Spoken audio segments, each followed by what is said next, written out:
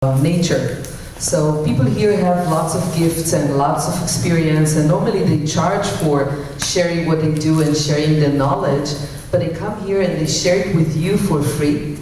And sometimes at the last moment, because I was debating about scheduling anything this week because we knew it's closer to the long weekend, and as you can see, the room is not full as we usually have. So I was thinking maybe we will do some team building games and stuff like that, but we'll probably do it some other time, because what we have today is very important.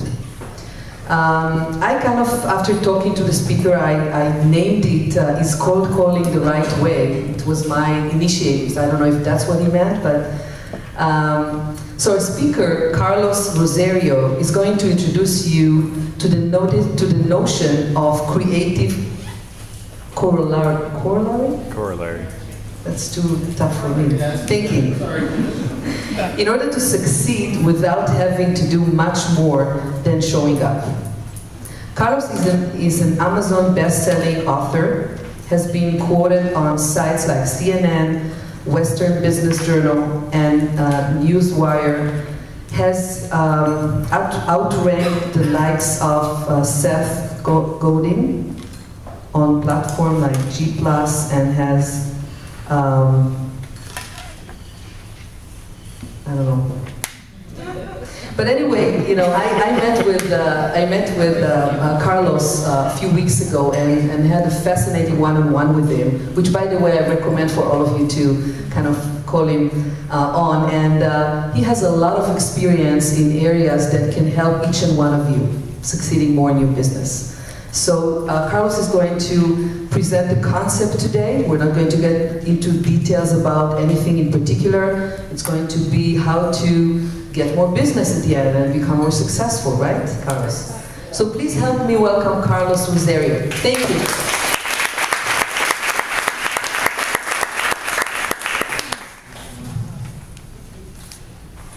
How you doing, everybody? Good.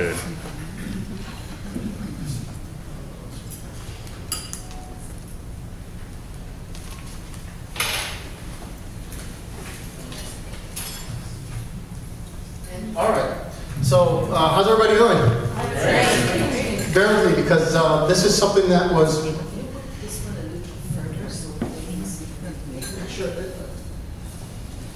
Can you guys make that out? Yeah. There we go. I have one more trick up my sleeve here that should help. Is that better? Yes. All right, forgive me, I put this together pretty quick, but hopefully I make it worth your while. I know I have just a limited time. So I'm going to talk to you about 3 pillars of power and how to grow your business fast using the concept I call creative corollary thinking. I also want to take note that if you weren't here last week, Mike Aguilera gave a really good speech, and I think you might want to get with him as well on neuro-linguistic programming, because this is kind of in line with that. So if you don't know what that is, if it's your first time, I do strongly recommend you talk to him.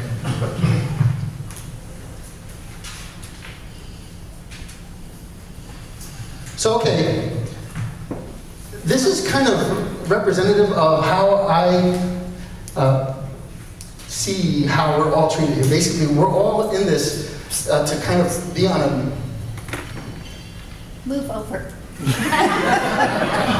Can everybody see? Yeah. You should just do it on the floor here. Disappear. Yeah, just listen to my voice. Okay, so basically here at Successful Thinkers, we're all on a level playing field. And there's a good to it and there's a bad to it. So basically, the idea is that, correct me if I'm wrong, we don't want any pre-qualification. We don't want you to go out there and just kind of dismiss people prematurely, as well as we don't want you to kind of pounce on anybody, right? The idea is not just to kind of jump on everybody, you just kind of want to build rapport. The idea here is to elevate rapport, right? So, when we do reveal, I believe that surprise should be magnetic. It should be attractive, and it should be exciting or awe-inspiring. And I'm here to challenge you to tell you that you can manifest this, you can make this happen, you can manufacture it, okay? So I'm going to show you a slide here. I think it goes without saying, let me know if I'm wrong. Do you know who all those people are? On that slide? Can everybody recognize all of them? You may not have followed any of their work. You may not even know, what they're famous for, particularly. But we all know them, right? Just by happenstance. Right? Who's the one in the center? Me. Who is that? It's her, it's her.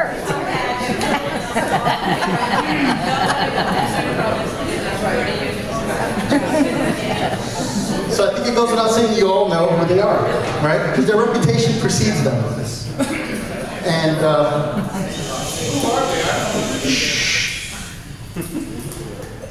gossip about them, right? Pick the wrong people. What you may not know, I chose 3 other people for this slide. Some of you may recognize all of them, some of you may not even, recognize any of them. Who recognizes the guy all the way on the right? Raise your hand, please. Oh, look at that. Wow. How about the guy in the middle? Look at that. How about the guy all the way on the left? Yeah, that's Bob. Bob, right? Okay. The guy, You're our left. the guy on the left over here, this left. You're right. Now, I chose these people specifically because they are famous, they're wealthy, and they're celebrities in their field, in their own right. Okay? And just to give you clarity, the guy on this side over there is Bob Vila. Okay, if you don't know who he is, he starred on a show called This Old House. He was a host for 10 years, from 79 to 89. He's still known for that. He hasn't been on the show since forever. He's basically the do-it-yourself authority consultant. Okay, and he's an advisor, and that's how he makes his money. The guy in the middle is Cesar Millan. Now that guy is amazing. He was born in Mexico. He's a self-taught dog expert. He's the host of a show called The Dog Whisperer, and he's a New York Times bestseller multiple times. He has his own magazine called Caesar's Way. He's the first. His first celebrity endorsement was Jada Pinkett Smith. Yeah, but nobody here knew about him, right? The guy on the left is my hero personally. He's actually the highest paid copywriter in the world. According to, you can look that up, according to American Writers Association, called A-Way Online. He is an author multiple times over. He's a complete renegade. He's a nut job, to be honest with you. He never uses the internet at all. He requires approximately 2 weeks notice in advance to make an appointment with him by fax only. He only answers his phone. You have a 2-hour window to get him on the phone on a Wednesday, if that. What's his name? Dan Kennedy. Look that up. And his only focus is on attracting high-paying continuity customers. Continuity being customers that pay him over and over. And generally speaking, he doesn't take people, he won't even give you an audience for less than $18,000. So he's figured out how to make it happen for himself, right? And his mantra, I really love. His mantra is, make a sale to get a customer. Don't get a customer to make a sale, which is what I think we're all focusing on.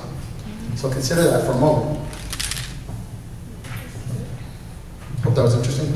And basically, as I just illustrated, I hope I made the point, they're all famous in their own right, in their own regard, in their own circle. So that equals manufactured celebrity status. So if you can focus on being the go-to in whatever it is you do or sell or whatever, focus on it heavily. You automatically harness the power of celebrity.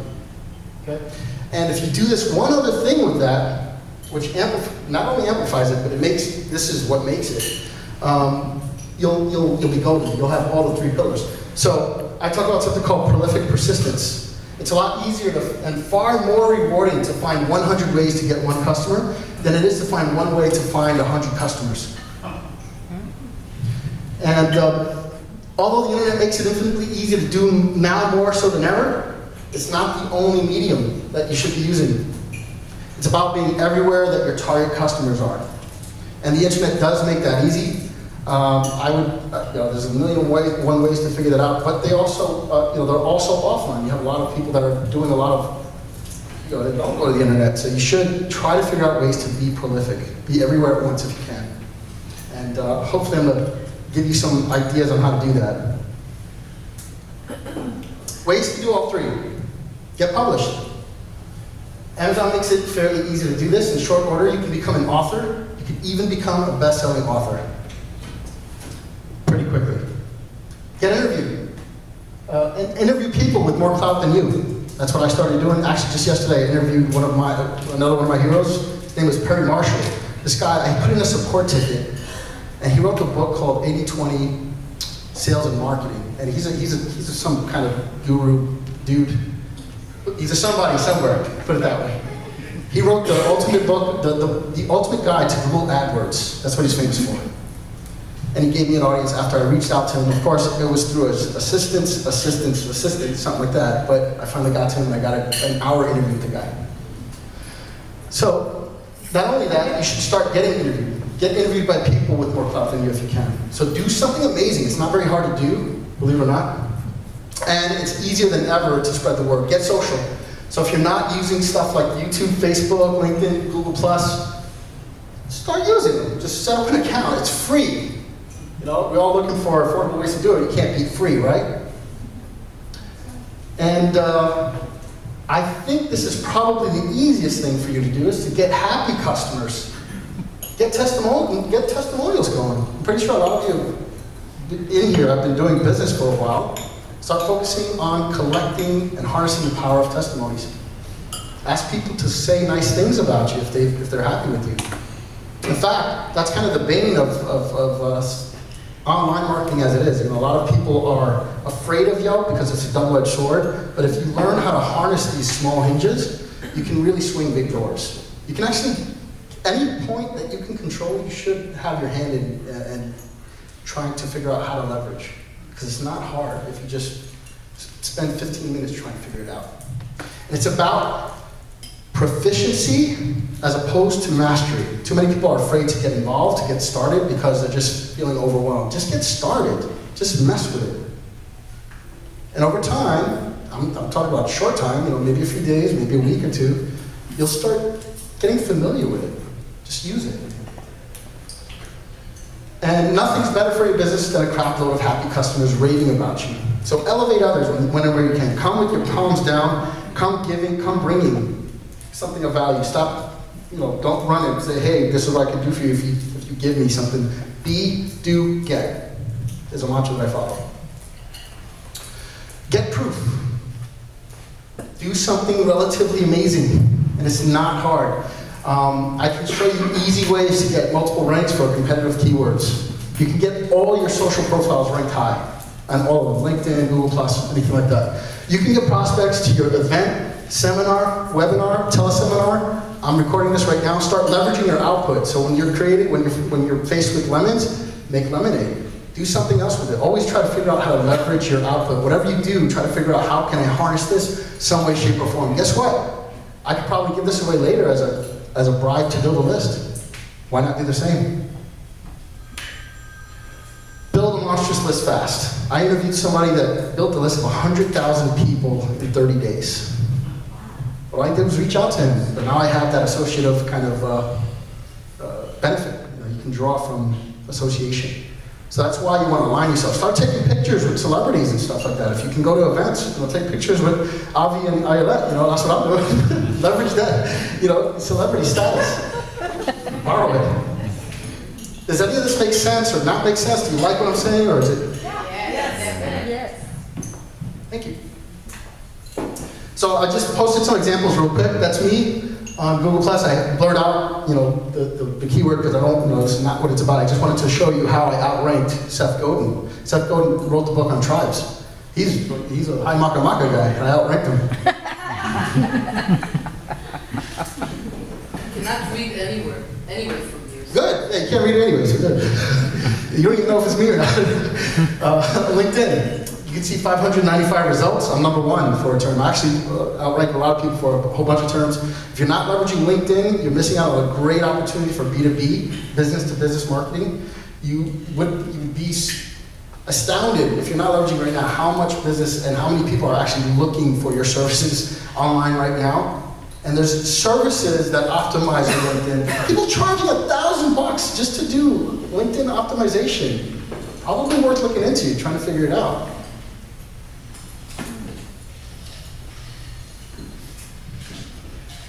Once you've actually gotten some of this credibility, this is how you harness it, this is how you exemplify it, this is how you elevate yourself and get some borrowed credibility. Yeah, I can say with truth and confidence, I've been featured and quoted on CNN, Western Business Journal, and Newswire. I'm also a best-selling author. But all that stuff I worked on, and it didn't take me very long to do. We wrote a book in about 3 days. Want to know how? Yeah. Yes. Did somebody else do it? Interview 12 people, have them all write a chapter. Then go create CreateSpace, get it done online. 3 days. Who did you get published online? CreateSpace, it's Amazon's publishing. Or you can do it on Kindle. Yeah. Tons of ways to do this stuff, guys. Folks. Start taking screenshots of your testimonials. If you guys have nice things to say, leverage that stuff. You can put this stuff on your website, on other social platforms. That stuff, that the social platforms make it so easy for you to highlight what people like about you, because you can screen snap this stuff. So why not make it easy for people to do that? Control every leverage point that you can. Everything that's a small hinge, try to figure out how can I leverage this the way somebody else is not doing it. So that's what creative corollary thinking is all about. It's all about trying to find contrarian or different ways that nobody else is looking at to exploit to your own benefit. Run towards the fire. Don't just do what everybody else is doing. Go against the herd if you can.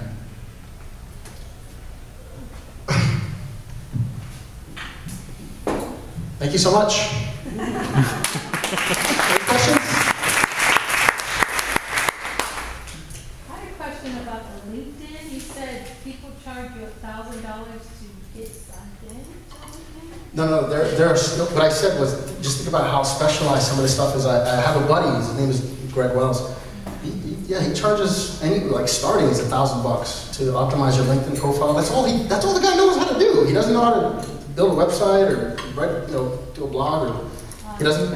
All he does is optimizing LinkedIn. I mean, as a service. If you looked up LinkedIn optimization service, you'd be blown away by the stuff you'll find. Just people just focusing on these micro niche areas, and you all have it. All of you, everybody here. So to sum it all up, it's just basically focus on when the mask is revealed, right? When you finally take your mask off, what do you have to offer? What are people looking at? How can you automatically grab the attention and harness the authority that you have, that is you? Harness and manifest and build your own credibility. You can do it. You don't need to be anointed. You don't need to go through an ascension of certification of something. I mean, a lot of people, I have, a lot of people think that they need to wait to be anointed. You don't.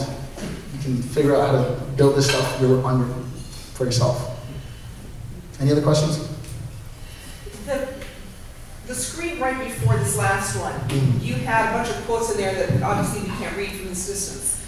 But, so are those quotes that had been sent to your website, to your LinkedIn? Oh, those particular quotes, it was just a quick example of one of my meetups. I actually held a meetup and I had, it was not, I didn't ask them to do it, it was just after the event. People were like, wow, whatever they had to say, I took snapshots of that. And I used it, and I repurposed it. I used it on actually a sales page. On your website? Yeah. So you can do that same thing with... Those are testimonials? Yeah, just testimonials. That's all I did. You can repurpose those in so many ways. It can go on your newsletter. It can go on your website. It can go on video. You can make a video about it. You can do a press release about it. You can harness this in so many ways. And it's very subtle. It was just nothing more than me taking a screenshot. Did I answer your question? Yes, thank you. Yes? What's your opinion on a Facebook personal page versus business page? That's a good question. I used, okay, so here's my stance on Facebook and the state of how to leverage it. I think I think people want to know more about you than your business. So I don't suspect. I don't know for sure. I don't have 100%. No, don't quote me on this. But I don't know of any businesses necessarily thriving because of their fan pages, but I do know of businesses that have employees that interact and engage as a person that are doing a lot better. And just from that vantage point, I guess something